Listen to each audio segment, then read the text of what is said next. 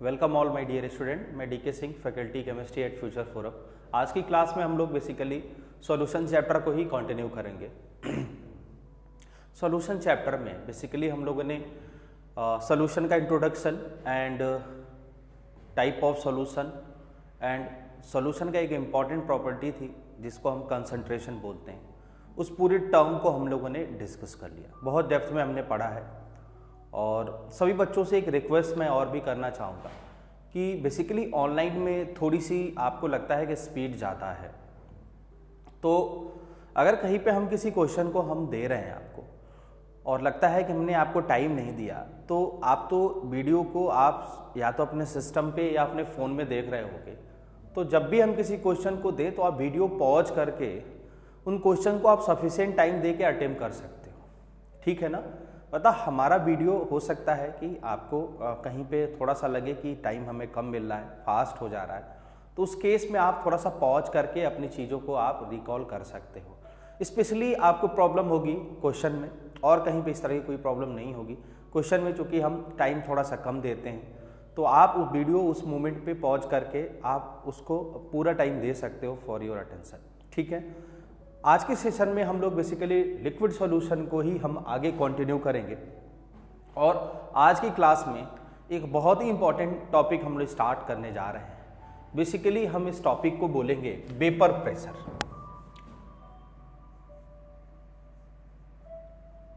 Vapour pressure के नाम से हम जानेंगे इसको। वेपर प्रेशर, आप थोड़ा सा मेरी बात समझोगे, किसी भी सॉल्यूशन के वेपर प्रेशर को हम कैसे मेजर करें।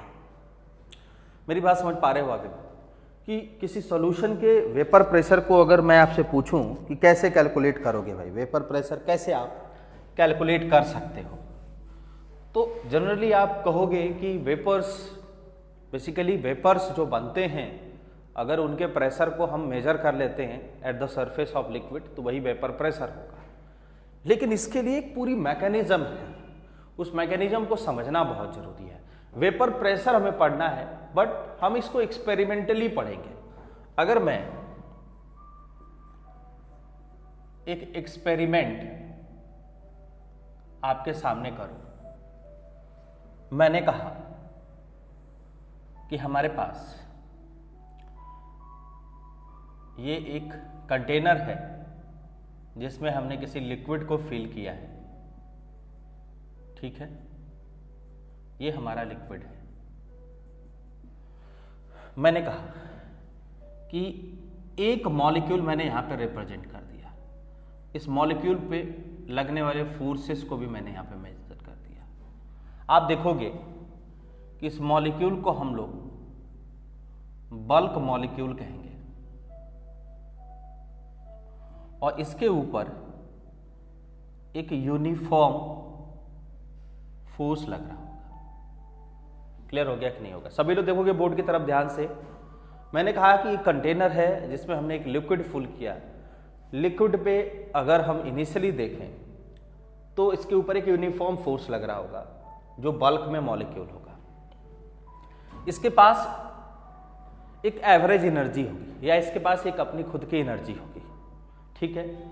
अगर हम लोग एक काम करें, इसको हीट करें, अगर हम इसको हीट करें तो हीट करने पे इसकी जो काइनेटिक एनर्जी होगी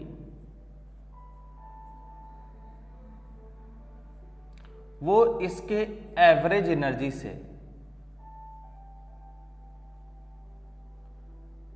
ज्यादा होगी। भाई आपको मालूम है मॉलिक्यूल अगर यहाँ पे है, इसको हम हीट करेंगे तो इसकी काइनेटिक एनर्जी बढ़ेगी। अगर वो काइनेटिक एनर्जी अगर इसके एवरेज एनर्जी से ज़्यादा होगा तो ये धीरे धीरे सरफेस की तरफ मूव करेगा। कहाँ मूव करेगा? सरफेस की तरफ मूव करेगा। और अगर ये काइनेटिक कुछ और ज़्यादा बढ़ गया काइनेटिक एनर्जी, तो ये सरफेस से क्या करेगा बेटा? एस्केप कर जाएगा। तो ये प्रोसेस हुआ। ये क्या है? एक प्रोसेस है, इसको बहुत समझना जरूरी है। फिर से मैं रिपीट कर रहा हूँ, ये कंटेनर है जिसमें हमने एक सॉल्यूशन लिया है। सॉल्यूशन पे इनिशियली उसके इंडिविजुअल मॉलिक्यूल पे यूनिफॉर्म फोर्स लग रहा होगा, ठीक है। अगर हम इसको हीट करेंगे तो इसकी काइनेटिक एनर्जी इसके एवरेज एनर्जी से बढ़ने लगेगी, तो धीरे धीरे ये सरफेस की तरफ मूव करेगा। फर्दर अगर हम इसको और हीट करें तो ये मॉलिक्यूल इस सरफेस से क्या करेगा, स्केप कर जाएगा, और इसी प्रोसेस को हम बोलते हैं इवेपोरेशन। समझ में आया कि नहीं आया? बोलिए क्लियर हुआ कि नहीं हुआ? तो इस पूरे प्रोसेस को मैं आपके सामने दो पार्ट में तोड़ता हूं। पहला लेते हैं हम लोग ओपन कंटेनर। फर्स्ट हम लोग डिस्कस करेंगे ओपन कंटेनर। अगर हम किसी ओपन कंटेनर में किसी लिक्विड को, जो कि एक सॉल्यूशन के फॉर्म में है, अगर हम इसको हीट करेंगे तो जो लिक्विड मॉलिक्यूल्स हैं वो धीरे धीरे क्या होंगे, यहां से वेपराइज करें। क्यों? क्योंकि इसकी काइनेटिक एनर्जी इसके एवरेज एनर्जी से ज्यादा होगी। ठीक है, और आपको इसमें देखना पड़ेगा कि अगर किसी ओपन कंटेनर को हमने लिया है तो इस ओपन कंटेनर में अगर हम आप इसको हीट करेंगे तो ये टाइम के साथ in open container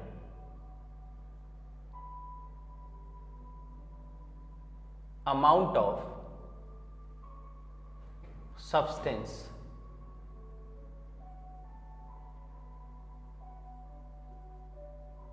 decrease with time।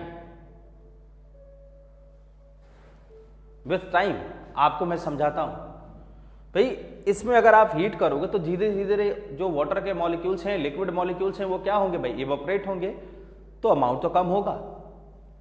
अब देखो गर्मियों में अगर छत पे आप वाटर रख देते हो, पानी भर के रख देते हो, तो धीरे धीरे वो पानी क्या हो जाता है भाई, वहां से गायब हो जाता है। क्यों होता है? क्योंकि उस प्रोसेस में इवेपोरेशन हो रहा था, और इवेपोरेशन प्रोसेस में क्या होता है, जो लिक्विड मॉलिक्यूल है वो धीरे धीरे क्या करता है, एस्केप कर जाता है। समझ में आ रहा है कि नहीं आ रहा है? इवेपोरेशन, बोलिए। इवेपोरेशन प्रोसेस आपको समझना होगा कि in the open container, in open container, दूसरा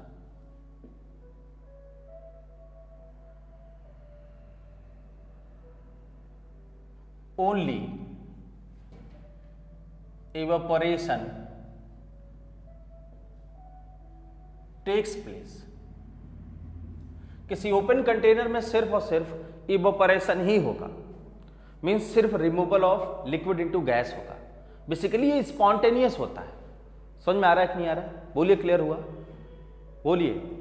हमने अगर किसी लिक्विड को हीट करना शुरू किया, किसी सॉल्यूशन को अगर हमने हीट करना शुरू किया, पहला हमने लिया ओपन कंटेनर, तो इसमें हमने क्या ऑब्जर्व किया कि जो सब्सटेंस का अमाउंट है टाइम के साथ वेरी करेगा, डिक्रीज करेगा। इसका एक रीजन ये है कि जो लिक्विड मॉलिक्यूल्स है वो गैस में कन्वर्ट होकर स्केप कर रहा होगा, इसलिए अमाउंट उसका धीरे धीरे कम होगा।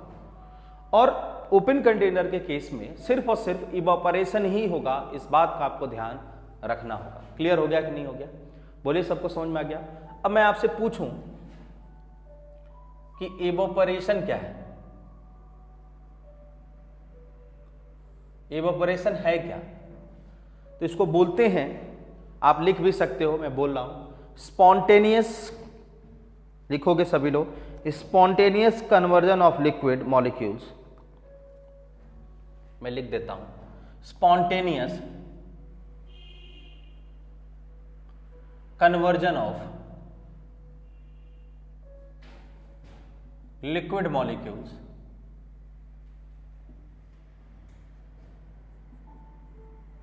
from the surface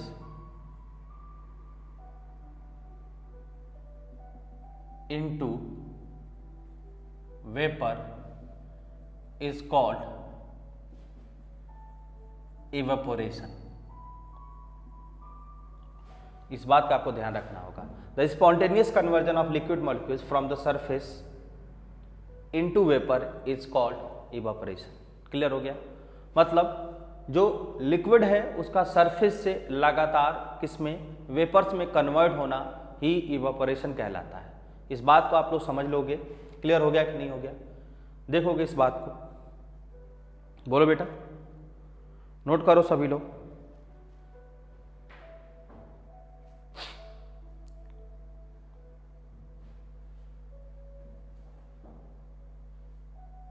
सभी लोग नोट करोगे। इवेपोरेशन समझ में आ गया। अब लिखते हैं factors affecting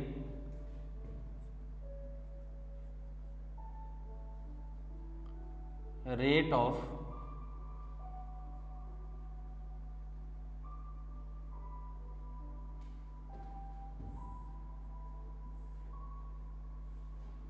factors affecting rate of evaporation.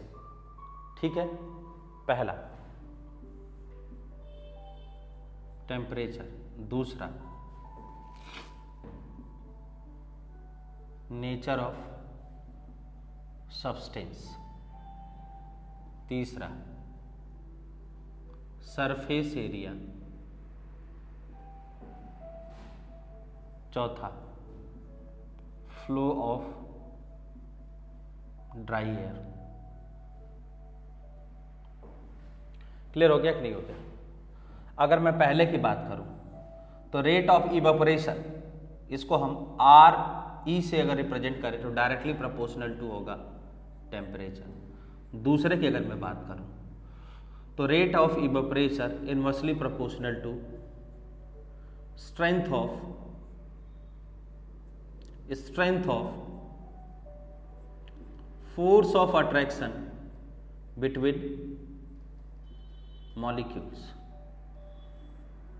इस बात को समझोगे, जो दूसरा पॉइंट दिया है उसको समझते हैं हम लोग। भाई लिक्विड मॉलिक्यूल्स में अगर फोर्सेस ज़्यादा होंगे तो रेट ऑफ इवेपोरेशन कम होगा, आपको भी मालूम है। एक एग्जांपल मैं दे रहा हूं आपको। एक एग्जांपल अगर मैं दूं, मैंने कहा H2O है और मैंने कहा CH3OH है।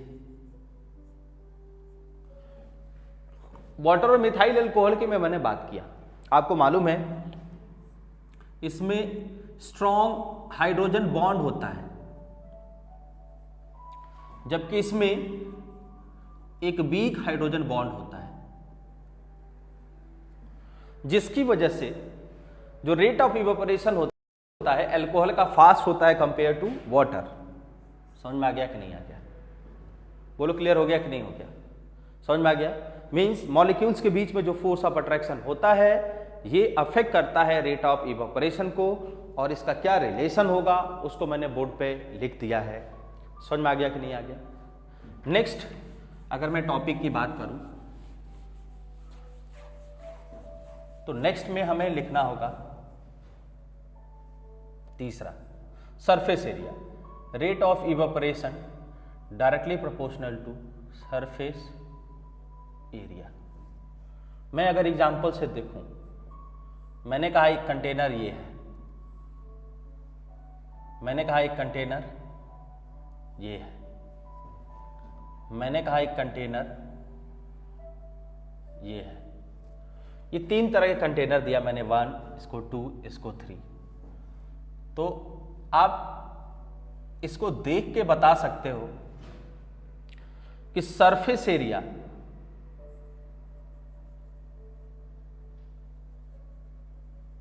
का अगर मैं ऑर्डर पूछूं तो फर्स्ट ज्यादा, फिर सेकेंड, फिर थर्ड। और मैं अगर रेट ऑफ इवेपोरेशन का ऑर्डर पूछूं, रेट ऑफ अगर इवेपोरेशन का मैं ऑर्डर पूछूं, देख लोगे सभी लोग, रेट ऑफ इवेपोरेशन का अगर मैं ऑर्डर पूछूं तो ये RE का ऑर्डर जो देख लोगे सभी लोग, RE का अगर मैं ऑर्डर देखूं तो फर्स्ट, फिर सेकेंड, फिर थर्ड। क्लियर हो गया कि नहीं हो गया? सभी लोग देख लिया सब लोगों ने। लास्ट एक टॉपिक है जिसमें हमने फोर्थ हमने कहा है फ्लो ऑफ ड्राई एयर। आप देखोगे ड्राई एयर है क्या? बेसिकली एक मिक्सचर होता है नाइट्रोजन और ऑक्सीजन का, एक मिक्सचर है नाइट्रोजन एंड ऑक्सीजन का। समझ में आ गया कि नहीं आ गया? अगर मैं मॉइस्चर की बात करूं तो मॉइस्चर का मतलब होता है mixture of N2O2 and vapours, या इसको मॉइस्चर भी कह सकते हैं। मतलब मॉइस्चर में वेपर कंटेंट होते हैं। समझ में आ गया कि नहीं आ गया? बेसिकली ड्राई एयर करता क्या है, ड्राई एयर क्या करता है, इस बात को समझते हैं। Due to flow of dry air जो रेट ऑफ इवेपोरेशन होता है वो फास्ट हो जाता है। भाई इवेपोरेशन अगर आप करोगे तो जिस सरफेस से बार बार लिक्विड इवेपोरेट हो रहा होगा वहां पे क्या होते हैं, कुछ लिक्विड मॉलिक्यूल्स सराउंडिंग में होते हैं, वेपर्स बचे होते हैं जिनका टेम्परेचर कम होता है। तो ड्राई एयर से उनको हम वहां से हटा दिया हमने। Dry air had tendency to observe the vapour. समझ में आ रहा है कि नहीं आ रहा है? आप बात को समझ पा रहे हो कि नहीं समझ पा रहे हो? कि जो ड्राई एयर होता है इसके पास आप लिख सकते हो, ड्राई एयर के पास जो टेंडेंसी होती है वो क्या करता है, वो मॉइस्चर को एब्जॉर्ब कर लेता है और जिसकी वजह से जो रेट ऑफ इवेपोरेशन होता है वो फास्ट हो जाता है। मतलब कहीं पे रेट ऑफ इवेपोरेशन को हमें फास्ट करना है तो हम वहां से ड्राई एयर पास करते हैं। ड्राई एयर पास करोगे तो जो भी सरफेस में, जो भी उसके लेयर के ऊपर जो भी मॉइस्चर के कंटेंट होंगे वो क्या होंगे, धीरे धीरे रिमूव हो जाएंगे। रिमूव होने से रेट ऑफ इवेपोरेशन क्या होगा, फास्ट हो जाएगा। मीन्स आपको पता चल जाना चाहिए कि rate of evaporation directly proportional to flow of dry air. ध्यान से सभी लोग इसको नोट करोगे, इतने टॉपिक को ध्यान से नोट करोगे।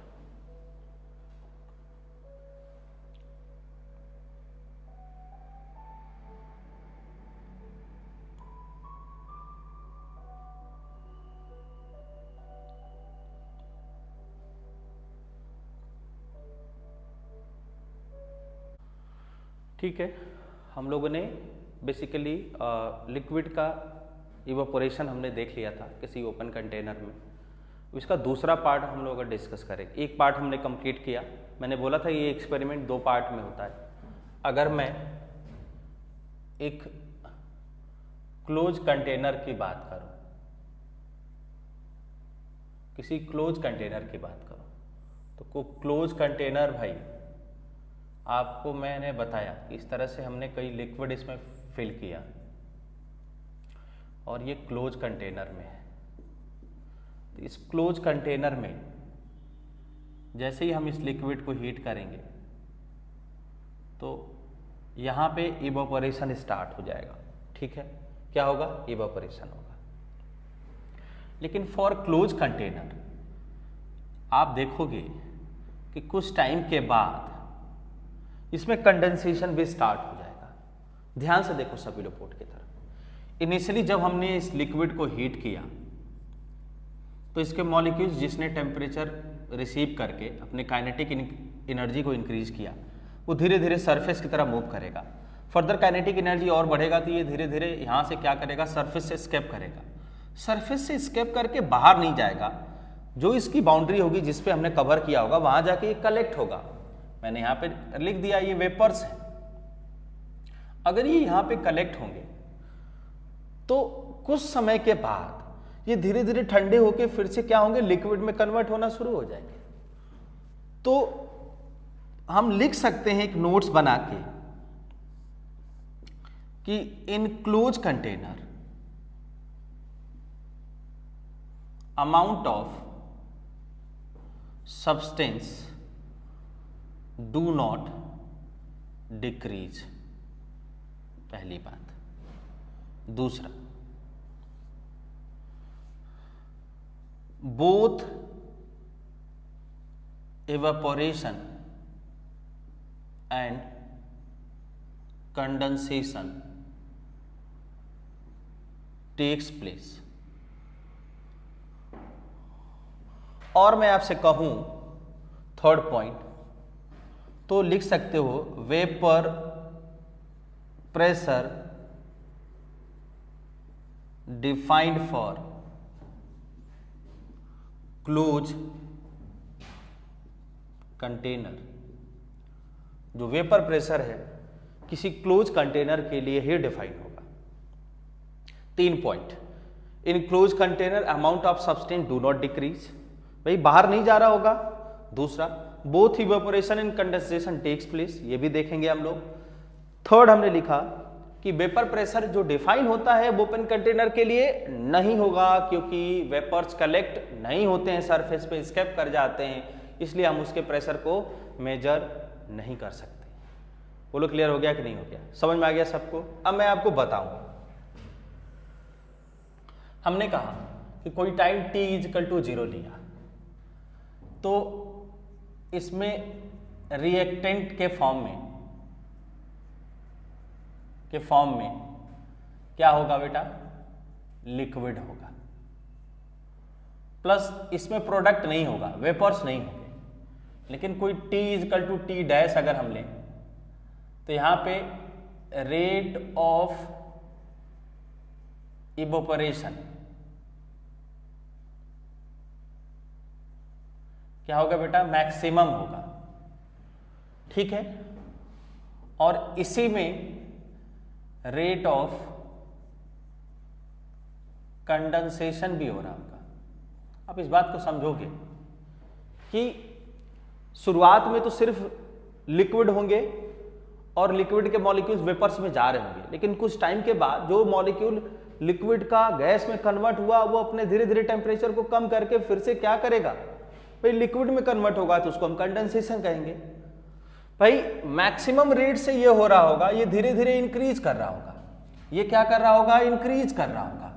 लेकिन अगर मैं t = t इक्विलिब्रियम की बात करूं, t इक्विलिब्रियम की बात करूं, तो इस कंडीशन पे rate of evaporation = rate of condensation हो जाएगा। मीन्स RE = RC, और इसी को बोलते हैं डायनामिक इक्विलिब्रियम। एक तरह का एक फिजिकल इक्विलिब्रियम हम इसको कहते हैं।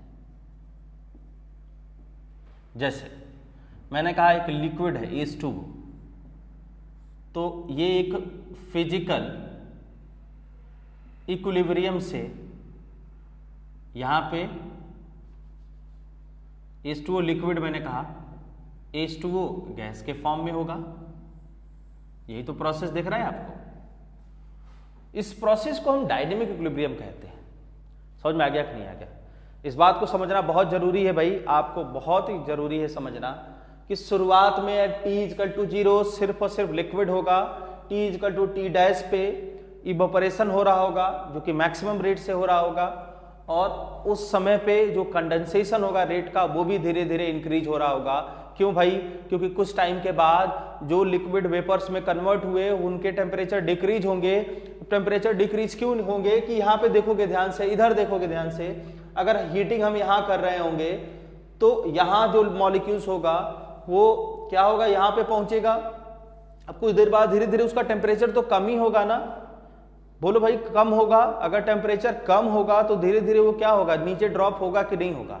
आप देख लो, चाय बनती है भाई घर में, चाय को हम कवर करके रखते हैं तो उस पर बबल्स बन जाते हैं, धीरे धीरे वेपर्स बनते हैं, और जैसे हम उसको कवर को हटाते हैं तो वो लिक्विड के फॉर्म में, ड्रॉप के फॉर्म में नीचे गिरना शुरू हो जाते हैं। ऐसा इसलिए होता है क्योंकि वो जो वेपर मॉलिक्यूल्स होते हैं वो धीरे धीरे लिक्विड में कन्वर्ट हो रहे होते हैं, और conversion of vapours into liquid को ही हम बोलते हैं बेटा कंडेंसेशन। कंडेंसेशन एक प्रोसेस है जिसमें हम लिक्विड मॉलिक्यूल्स को, गैस मॉलिक्यूल को लिक्विड मॉलिक्यूल्स में कन्वर्ट करते हैं। Condensation is a process in which gaseous molecules convert into liquid molecules. तो दूसरे वाले स्टेप में जो रेट ऑफ कंडेंसेशन हो रहा होगा, बढ़ रहा होगा, एक समय आएगा जिसपे रेट ऑफ इवेपोरेशन और रेट ऑफ कंडेंसेशन दोनों इक्वल हो जाएंगे, और इस तरह के प्रोसेस को हम बोलेंगे इक्विलिब्रियम स्टेबलाइज हो गया। जब इसमें इक्विलिब्रियम स्टेबलाइज हो जाएगा तो इसी को बोलते हैं हम फिजिकल इक्विलिब्रियम या डायनेमिक इक्विलिब्रियम। और इस पॉइंट को आपको समझना बहुत जरूरी है। इस पॉइंट को कैसे समझेंगे हम लोग? जैसे मैं कहूं कि वेपर प्रेशर वर्सेस अगर मैं टाइम की बात करूं तो आप धीरे धीरे देखोगे कि यहाँ पे इस तरीके से RC धीरे धीरे बढ़ रहा होगा, ये RE होगा, ये RE होगा। रेट ऑफ इवेपोरेशन तो फिक्स रेट से हो रहा होगा और रेट ऑफ कंडेंसेशन बढ़ रहा होगा। इसको बोलोगे जहाँ से दोनों इक्वल हो जाएंगे उसको बोलते हैं T इक्विलिब्रियम। तो ऐसा टाइम जिस पे क्या होगा बेटा, RE will be equal to RC। इस बात को आप नोट करोगे, फिर आगे हम लोग बढ़ेंगे। इस पॉइंट को नोट करो।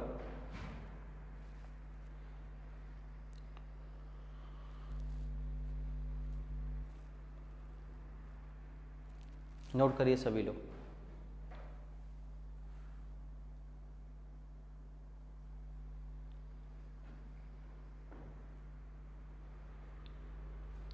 यहाँ पे रेट लिख लेते हैं, यहाँ पे रेट लिख लेते हैं।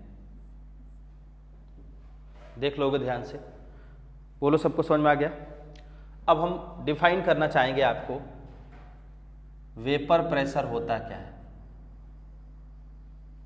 वेपर प्रेशर बेसिकली जो इक्विलिब्रियम स्टेबलाइज हुआ ना, सभी लोग ध्यान से देखोगे, जहां पे इक्विलिब्रियम स्टेबलाइज हो रहा है इस पोजीशन पे जो वेपर्स होते हैं उनके प्रेशर को at the surface of liquid हम बोलते हैं क्या बेटा, वेपर प्रेशर। यानी कि हम इसको लिख सकते हैं pressure exerted by vapor molecules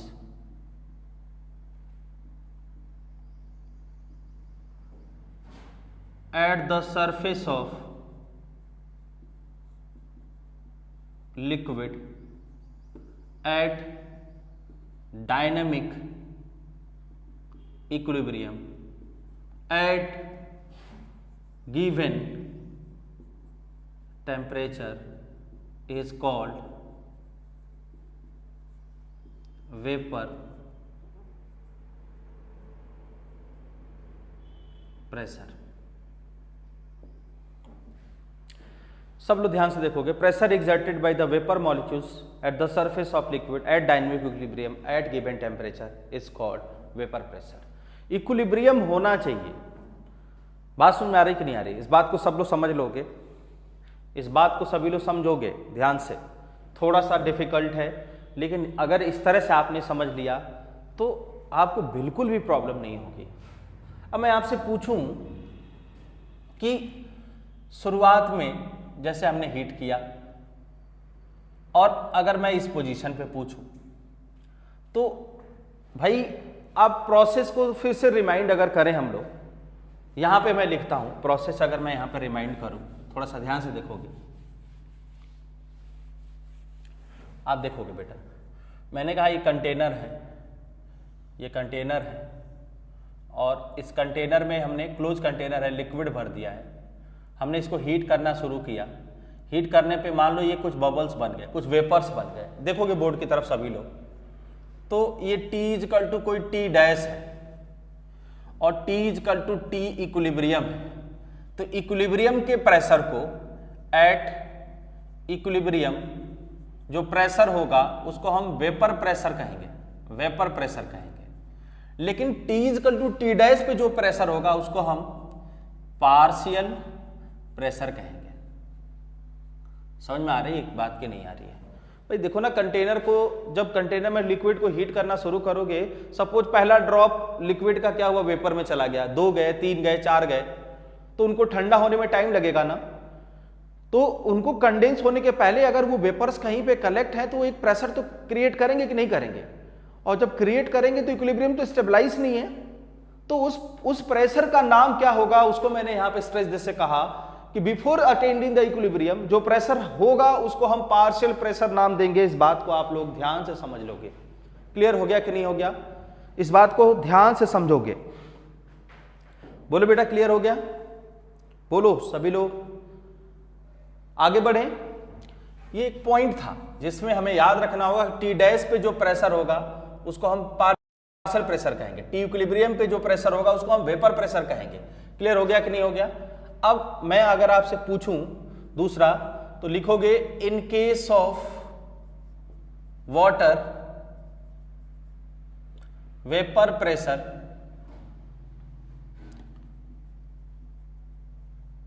is called aqueous tension. इसको हम एक्वस टेंशन बोलेंगे। वाटर के केस में क्या बोलोगे बेटा? एक्वस टेंशन बोलोगे। क्लियर हो गया कि नहीं हो गया? ये पॉइंट क्लियर हो गया। थर्ड पॉइंट लिखोगे vapour pressure is maximum value of partial pressure.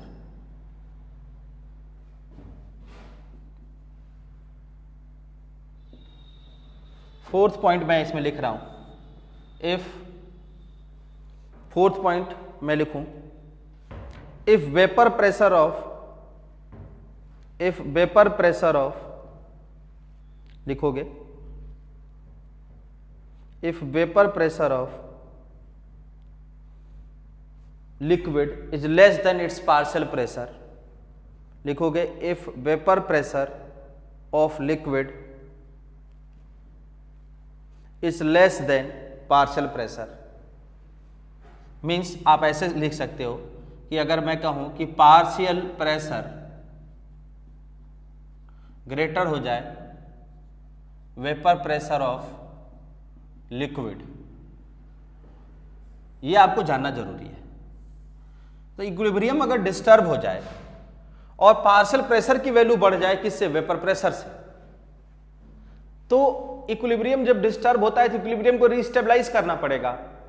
समझ में आ रहा है कि नहीं आ रहा है? तो उस केस में आप क्या कहोगे?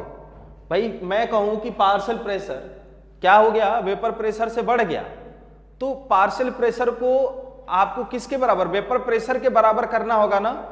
तो आप इस केस में लिख सकते हो, ऐसे लिख सकते हो कि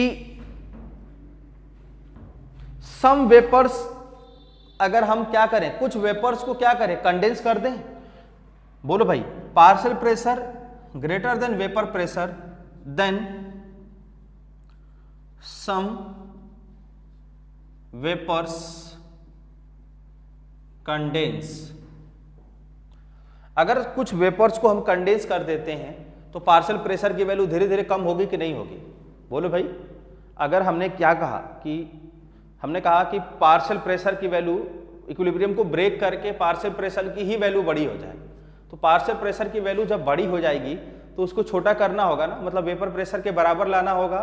तो प्रेशर को कम करने का तरीका क्या है कि वेपर्स की संख्या कम करो, या वेपर्स के नंबर को कम करो, या अमाउंट ऑफ वेपर्स को कम करो। तो इसका एक कंडीशन यही है कि कुछ वेपर्स के मॉलिक्यूल्स को हम क्या कन्वर्ट कर दें? लिक्विड में कन्वर्ट कर दें।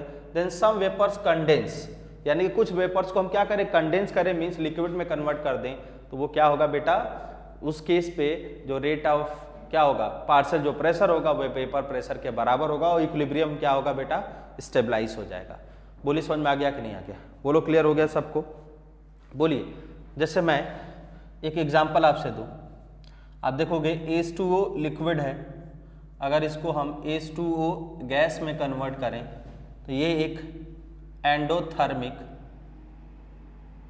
प्रोसेस होगा। ठीक है, मीन्स अगर मैं पहला एग्जांपल, दूसरा अगर मैं कहूं कि H2O गैस है, यहाँ से H2O हमें लिक्विड बनाना है, तो इसको हम एक्जोथर्मिक बोलते हैं। इसको हम एक एक्जोथर्मिक प्रोसेस बोलते हैं। एक्जोथर्मिक क्यों होगा, एंडोथर्मिक क्यों होगा? आपको मालूम है, इसमें हीट रिक्वायर्ड होगा, इसमें हीट रिलीज होगा, इसलिए हम इनको एक्जोथर्मिक और एंडोथर्मिक के नाम से हम जानेंगे। समझ में आ गया कि नहीं आ गया? बोलिए भाई, क्लियर हो गया? इसको नोट करो सभी लोग, सभी लोग नोट करोगे।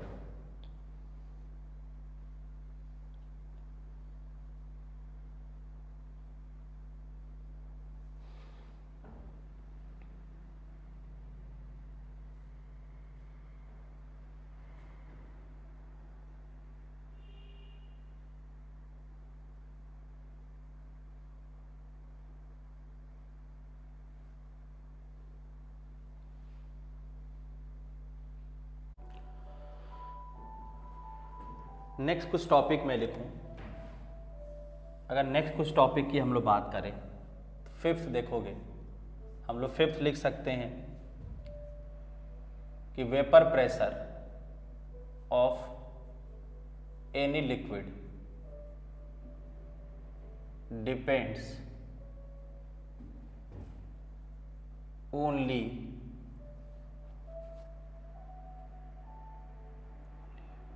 At temperature. ठीक है, and it is denoted P naught and its numerical value will given in problem। जो भी प्रॉब्लम आपको दिया जाएगा उसमें आपको वेपर प्रेशर की वैल्यू मेंशन होगी। समझ में आ गया? वेपर प्रेशर किसी भी लिक्विड का टेम्परेचर पे डिपेंडेंट होता है, इसको P नॉट से रिप्रेजेंट करते हैं और इसकी वैल्यू किसी भी क्वेश्चन में आपको दिया होगा। समझ में आ गया कि नहीं आ गया? नेक्स्ट 6 पॉइंट की बात करूं तो vapour pressure of liquid do not depends upon amount of substance or volume of vessel। ये कुछ पॉइंट्स हैं, थ्योरेटिकली आपको आना चाहिए, देख लोगे। पहला पॉइंट मैंने दिया, पहला पॉइंट मैंने बोला था कि किसी टी डैश पे जो प्रेशर होता है उसको पार्शियल प्रेशर कहते हैं, टी इक्विलिब्रियम पे जो प्रेशर एग्जर्ट होगा उसको वेपर प्रेशर कहेंगे। पहला पॉइंट क्लियर हो गया। दूसरा मैंने कहा था अगर पार्शियल प्रेशर की वैल्यू वेपर प्रेशर से बड़ा हो जाए तो इक्विलिब्रियम ब्रेक हो जाए तो इक्विलिब्रियम रीस्टेबलाइज होना चाहेगा, उस केस में स्टेबलाइजेशन ऑफ इक्विलिब्रियम तभी होगा जब कुछ वेपर्स के मॉलिक्यूल्स लिक्विड में कन्वर्ट हो जाए या कंडेंस हो जाए, ऐसा भी मैंने लिख दिया है। ठीक है, वाटर के केस में वेपर प्रेशर्स को हम एक्वस टेंशन के नाम से भी जानते हैं। क्लियर हो गया कि नहीं हो गया? वेपर प्रेशर पार्शियल प्रेशर की एक मैक्सिमम वैल्यू होती है, ये भी आपको समझ में आ जाना चाहिए। बोलिए भाई। इसके बाद हम लोगों ने कुछ हीटिंग इफेक्ट ऑफ लिक्विड को हमने देख लिया था।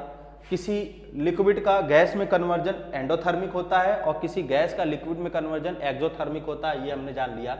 फिफ्थ पॉइंट हमने जाना vapour pressure of any liquid depends only at temperature and it is denoted by P not and it's numerical value will given in problem. ये बात भी आपको ध्यान रखना है। 6 पॉइंट की बात करूं तो vapour pressure of liquid do not depends upon amount of substance, amount पे डिपेंड नहीं करेगा। दूसरा, वेसल के वॉल्यूम पे भी डिपेंड नहीं करता है। ये कुछ पॉइंट्स हैं जिनको हमें समझना है। बोले क्लियर हो गया कि नहीं हो गया? नेक्स्ट अब हम कवर करेंगे factors affecting the vapour pressure. Next एक इंपॉर्टेंट टॉपिक हमें कवर करना होगा जो कि फैक्टर्स अफेक्टिंग वेपर प्रेशर है।